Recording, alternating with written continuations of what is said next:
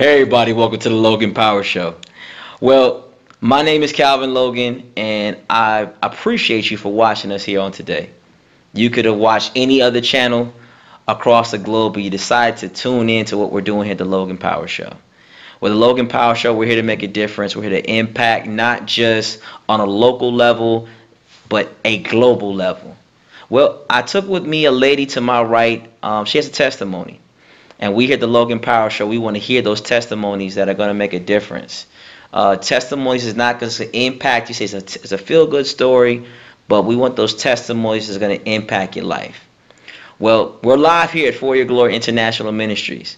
And without further ado, to my right, she's the one and only Miss Johnnie Mae Clermont. How you doing, ma'am? I'm blessed. How are you? Glad to have you here. Thank you very much. Yes, ma'am. Yes, ma'am. And for those that are watching us, she wants to talk about what she's experienced and how God has literally resurrected her life and how her life has changed. So I want to go to your testimony. I know we were talking when we first met, when we were at the Loda Bar premiere. You mentioned how you died multiple times and God brought you back. Yes. So let's talk about that experience, because most people don't know about the resurrection experience. So tell us, how did that happen in your life? Okay, giving honor to God, who's the head of my life. I thank and praise Him for waking me up this morning, clothed in my right mind with the blood still running warm in my vein. I must say that because that happens every day with me. That's my first prayer. Yes, ma'am. Okay, November 1963, my daughter Laura Ann came into this world by cesarean section. I had 35 staples in my stomach because of her birth. The doctor told me, he said, when you have to cough, you have to hold your stomach together and cough, or you'll get pneumonia. I developed pneumonia because I suppressed the cough. It hurt too bad to have my skin pull apart. I suppressed the cough and I got pneumonia. I was sleeping and I woke up. I was in a big, black, dark tube walking toward a light. The light was so bright, I said if I could just get to the end of this tunnel, I would be able to see where I'm at. I kept walking. When I got to the end of the tunnel, I looked up and tried to see the light. It was so bright I had to look back down again. My eyes started hurting. Then I got ready to step over into the light. Someone in a white robe put his hand up and said, "Go back, you have work to do." Not yet. Go back, you have work to do. When I came to again, I was in the bed and in the hospital asking for pain medicine. That was the first death. I went all the way to heaven's door, and God told me to turn around and go back. He had work for me to do down here on earth. And I'm trying to do His will every day of my life, y'all. Every day of my life. That was the first death. The second death, 2002, I came home from work as a secretary and a bookkeeper at Woodland High School in St. George. I came home from work and I was going to college 4 nights a week, working 5 days a week. I had midterms that week. Every single night I had a midterm and I was trying to study for it. I sat on the side of my bed because I forgot a book at home and I came home before I went to college to pick up the book. My grandson Michael was standing in front of me asking me for money. I felt the vein pop in my head on the right side of my head over here. I said, "Michael, call 911. I have to go to the hospital." He said, "No, Ma." I said, "Michael, please just dial the number and tell the ambulance to come and get me." I got up off the bed, walked down the hall, and went to my husband in the kitchen and told him what happened. Turned around and I went back to my bedroom and I fell on the bed. That's the last thing I remember until the next day. I woke up in ICU in Trident. The doctor thought I was sleeping because I was in ICU. They put me to sleep. But God was speaking to me while he thought I was sleeping. God was speaking to me, telling me what to tell him. I got up on one arm in the bed, this arm. So I got up on this arm in the bed. I couldn't see them too well because I was just about blind. And I told him, I said, "God said, I'm not going to die on your operating table today. You go ahead and do what you have to do, but if He don't touch your hand, you can't cut my head open." When I said that, my husband and my cousin was standing at the foot of my bed with this young doctor. And he told my husband, he said, "Your wife, the blood has covered her brain. And no matter what we do, she's not going to survive. She's going to die today." But I told him God said I wasn't going to die that day. I was not going to die on His operating table that day. And I laid back down. But the peace that came over me, my husband told me later the sheet was red with blood because I was crying blood. I didn't know. The peace that came over me was so peaceful. If I had went to heaven on that moment, I know I was in God's care. I was just as happy. I wasn't sad. I was just as happy. I laid back down on the pillow, then went to the operating room. But my husband said that doctor could not cut my head open. They had to get an older doctor to do it because he was shaking too much. He couldn't do it. I went through the operation, came out of recovery, and he was standing there. That same young doctor, he said, "It's amazing, ma'am. We've never seen nobody go through this before. Everybody who tried it, they've died." I said, "Well, God said I wasn't going to die." And I believe him because I love him and I trust him and I have faith in him. My life is built on him and him alone. Amen. I went through the operation, and when I came through, I was blind. I stayed blind. I prayed every minute I was woke. I prayed. I stayed blind for 6 days. On the 6th day, I was listening to TBN in the bed, and I blinked and I could see the preacher on the screen. I called the nurse, and she said, "Miss Clermont, I'm sorry, but you're blind. You'll never see again." I said, "Well, let me tell you what your name is." When I told her that, she ran out and got the doctor. The doctor came in and said the same thing. "Miss Clermont, I'm sorry, but you're blind. You'll never see again." I said, "Well, let me tell you something. I want to tell you your name." She said, "Get a wheelchair." I want her to go downstairs and type something for me because I was the secretary at the school. I went downstairs and I typed with no errors. She said, "I want the ambulance to take her to MUSC so they can put her through Storm Institute, the machines down there." I went down there. They said, "We don't know what happened, but the lady can see. No problem." I told that doctor, I said, "I have 2 cars at home and I'm going to drive them down here so you can see I can see." I went to recovery, and they said that was in October 2002. I went to recovery at the end of October. They said, "Miss Clermont, you won't be home for Thanksgiving." I'm sorry, because I told them I was going home to cook, because I always cook for Thanksgiving a big meal. I said, "I'm going home to cook my 10 sweet potato pies, and I'll let you know how they taste." So I'm sorry, Miss Clermont, you can't go home. You have to stay here with us a little while longer. I said, "Wait a minute. I'm going to tell you something once again. I'm going home to cook my 10 sweet potato pies." Me and my husband was in the kitchen cooking for Thanksgiving, y'all. We cooked with the family and invited everybody over. December the 1st, I was back at my desk with all my memory. Nothing was touched. I could remember every bookkeeping figure I had on my cards before I left. Nothing was wrong. I got my memory back. I got my feeling back. The reason why I'm walking with the cane now is because I had 4 surgeries on my left knee, and the doctor told me to straighten it out and let it heal in that position, and it healed crooked. That's the reason I'm walking with a cane now. But 2002 was a year for me. Then 3 years ago, this past 3 years ago, I got up out of the bed, put my feet on the floor, couldn't feel nothing. Couldn't stand up on my foot. That was the 3rd one. Couldn't stand up on my foot, couldn't use my hands. My body was like jelly. I was just falling apart. I called my son, Tommy. That's my baby. I called my son. I said, "Tommy, you have to come and help me. I can't do nothing." I want him to come up, please. Can he come up, Mr. Logan? Sure. Up here? What we will do is, ladies and gentlemen, we're going to come right back at this quick commercial break, and we're going to have Mrs. Clermont's son come up and talk about this wonderful testimony. Hey everybody, my name is your host, Calvin Logan with the Logan Power Show, nationwide, worldwide. Well, man, it's a blessing, it's an honor for you listening to me right now. The Logan Power Show, we are nationwide, worldwide. We are here to impact the community, make a difference for all those that are watching us. Always look us up at www.theloganpowershow.us. We're here to come into your household to make a difference in your lives. We're here to educate, we're here to uplift, we're here to make a difference in this entire community. This nation will know that to God be the glory. Jesus is the way, Jesus is the reason for the season. Today is the day to donate to us. www.theloganpowershow.us. I'm telling you right now, you sow a seed here, Bible promise return on your giving.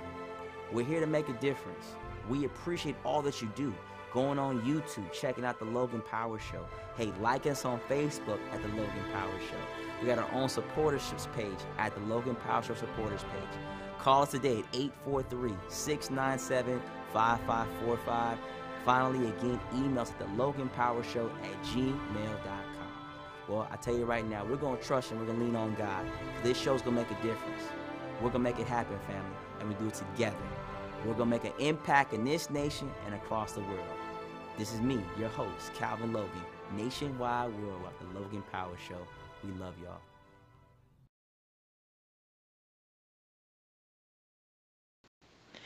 Hey everybody, welcome back to the Logan Power Show. It's me, your host, Calvin Logan, live here at For Your Glory International Ministries.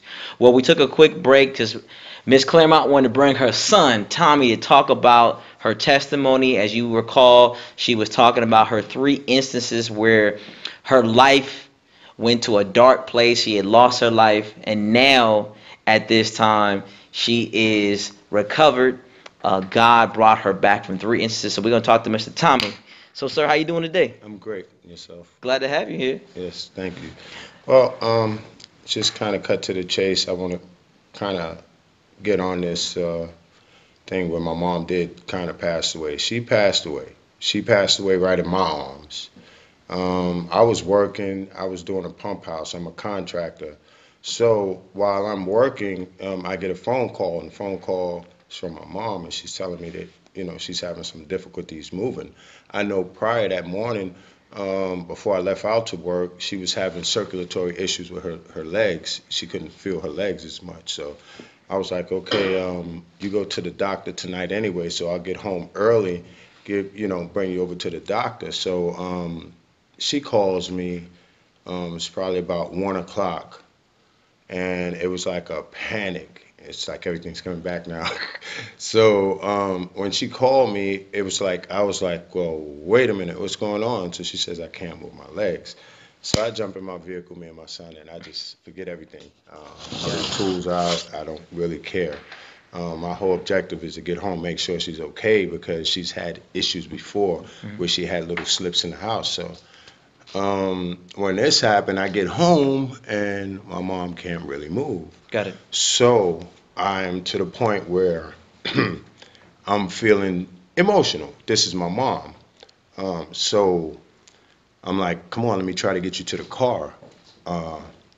We move towards the car, down the corridor in the hallway in the house.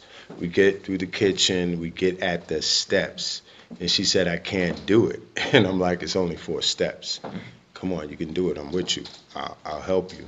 So Mom, she got 2 steps down, and she kind of got limp. Wow. It's okay. I'm here. I left, but I'm here. Amen. Amen. I'm here. Hallelujah, Jesus. Amen. Only you. Amen.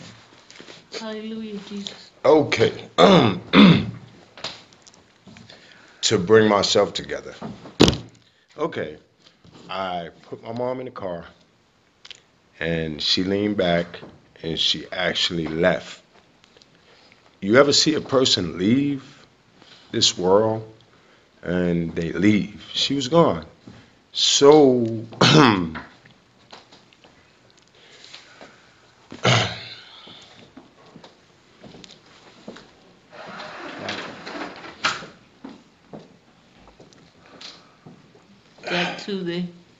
got to the church. The doctor called the ambulance. The ambulance came. the ambulance, they're pretty good, but They couldn't put they're a me little in. brutal. In certain instances, I knew she had blood clots. I knew something was wrong internally. So these guys came, and they started grabbing her. So I'm her son. I'm standing there. Yeah. I flipped out. I ain't gonna lie. Got it. I'm gonna be honest with you. Cops and all, just back down, because this is my mom's. If she die, I'm gonna die too. So it was just one of them moments where you had to catch yourself. And one of the officers and a firefighter was like, look, I totally understand, and I'm gonna help you out here. Said, you grab one side and I'll grab the other side. So I was like, cool. At least I got somebody who is listening to me, because what you guys about to do, whatever's got her circulatory system all messed up, when you pull, you're going to pop it. When you pop it, she's going to die. I don't want to hear sorry. I don't. Because I'm forewarning you not to do that as her son. So, praise God for the cop. Praise God for the EMS and the firefighter. Because if it wasn't for him, and it would have went any other way, and they would have tried to restrain me for trying to tell them, listen, there's a proper way to do it. You can't always snatch everybody. So, you know, I'm grateful that they listened to me. I was heard, and everything just went well. I jumped the whole spot because I got a little emotional, but I can bring it back and go so far as to say is that when my mom's passed away in the car, it was a Chevy Malibu. She passed away right in front of me, and then she came back after I started crying. I was going through it. I won't lie to you. Got it. I was going through it. So when she came back, I was just asking God, thank you. Just give me that time. Wow. That's like a. It's okay, baby. It's a moment that we have. I don't know about anybody else, but when the Bible talks about he hears the prayers of the righteous. The Bible talks about, for instance, he hears your cry, and he hears what you're actually going through. So when you think about that you hear things that I've literally seen people's life gone, and there is no comeback. No. Because if you keep in mind that if the Lord ain't fixing it, it ain't gonna work. I'm gonna be That's straightforward with you. You can hit all the electric shock if you want, but if them eyes roll back and ain't no blood pumping and you ain't got the pulse feeling it, then you know it's there. So he said he cried. His mom was gone, but she came right back. So it lets you know that there's nothing actually equipment-wise to bring her back to life. Normally you would shock her and be like, oh man, she got to get that heart pumping again. For her to come back. So God heard their cry. So based off of what you all have experienced, how has that built your faith? It built it pretty strong for me, and I was just grateful that the Lord gave me that chance. So my thing was, as a man, a lot of guys, and I don't get mad at men for doing this, but they neglect their mothers, walk away, and leave them, and they're in a position where they need your help. So take the time out and think sometimes. Instead of worrying about yourself, even if you got a family, man, move your moms in your house. You only get one. When she's gone, all right, you're going to be looking silly. Appreciate her. I asked them, if you give me my mom, I don't care if it's for 2 years, a year, a month, a week extra, I'll be forever grateful. And I'll break my neck for my mom. And I have been doing so since. Yes, he has. That's just it. You only get one. I can't say no clearer than that. Appreciate her. If you fell out with her, don't worry about it. It's your mom. You can make it up. But you ain't going to be able to make it up when she's gone. Got it. So pick them up, men, and make sure you take care of your mom, because you only got one. If you caught up in whatever you didn't get as a little baby, man, cancel that out, because you're a man now. You have to learn how to step up and forgive and forget, move forward if you want to be forgiven. And with that, I'm happy to say that I still have my mom, and I'm going to still do what I do. Amen. Thank God. Amen. So When they got me to Somerville Medical Center, gotcha. they said that I had a heart attack. They put me in ICU. Morphine going in both arms. Blood clots throughout my body. That's what was wrong with me. I had blood clots throughout my body, and one of them gave me a heart attack. Thank God for Jesus. The doctor came to me that night. She said, we're putting the morphine in for the pain as fast as we can. We got one in each arm. I said, thank you. But I was still screaming Jesus. Jesus was the only thing I knew. I was calling him every minute. But anyway, she came to me and she said, can I have your son's phone number? Because if you don't make it, I have to call him in the morning. I said, ma'am, what time is breakfast? Because I'm hungry. She said breakfast is at 6 o'clock. If you survive, Wow. I'll get you to the 6th floor. 5 o'clock I woke up because that's my time to wake up. When working at the school, I had to get up at 5 o'clock. I woke up at 5 o'clock and I said, I'm hungry. I need to go downstairs. She said, no problem. You're going to be on the 6th floor for breakfast. I said, thank God. Because she thought I wasn't going to make it. I had so many blood clogs in my body, y'all. My hands, I couldn't feed myself. My son had to pick me up and put me on the bedside potty. He had to wash my face. He had to put food in my mouth. I couldn't do nothing for myself. The blood clogs was all over me, all over my body. And thank God for him, because my son and my grandson work with me 24/7. I can't neglect Alan. Alan has been everything to me. I can't even begin to tell you, like, so many doubts, but this is a young man that has the heart of a saint. Everyone is sadly misunderstood until you're understood. The best way to understand someone is to close your mouth and open your ears sometimes. You can't always speak at the same time. You know, even myself as a 53 going on 54-year-old grown man, I'll take the time out to hear and close my mouth, because, you know, I can learn something in the whole situation with him. I'm never going to learn something if I keep my mouth closed and old habits remain the same and I don't give him a chance to expound on what's wrong. You know, as a man, when you have a family and you have a son, take the time out to hear what he got to say. Stop badgering him. He's going to make mistakes. You made them. I made them. So when you make mistakes, understand there's a way to correct it. If your son is going down the same path, help him correct the mistakes so he don't make the mistakes you made. Help him do better than what you did. That's all I say. Wow. But this is my heart right here. That's my heart. Amen. Yeah, and this is my other heart. This is my mom. You know, that's number one. That's number two. This is my baby, and that's my grand. That's my doctor, lawyer, Indian chief. Anything that's wrong, you can ask him, and he can tell you got this problem, that problem, and this is how you solve it. He made sure I had my medicine in my mouth.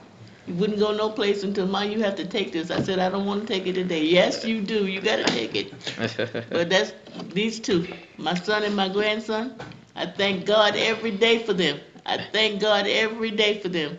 They gave me a beautiful Thanksgiving gift this week. They gave me a beautiful refrigerator that I was craving. Put it in my house yesterday, and I thanked them for it.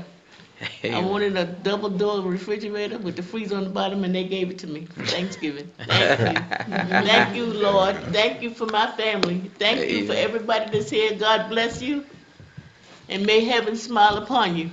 I love you one and all. Just have faith in whatever you're trying to do, and God will see you through. Call on him for everything, because that's what I do every single day of my life. I call on him. My church is Bethel AME Church, downtown St. George. And my pastor is Reverend John C. Smalls, and I love them all at Bethel. I love you all, everybody. I have love for everybody. God said he wants us to love one another. That's my gift, and I love to give. I give everything I got. They fuss at me sometimes because I give so much, but that's because I love you. Amen. And ain't nothing you can do about it. I love you. I can cop to it, I admit. I try to stop her. She overboard. Amen. I have to stop her sometimes, but that's just enough. But I thank you, Mr. Logan, for this opportunity Well, to be on your show. Thank you again. And like, for those who are watching us across the globe, I want you to understand this, that testimony is to prepare you for what great path God has in for you. Your purpose is your lifeline. With no purpose, you have no lifeline. So take it from this family here. This is a family that I want you all to keep watching, keep seeing what God is doing. To God be the glory. Thank you for watching the Logan Power Show. We'll see you on next week. Thank you.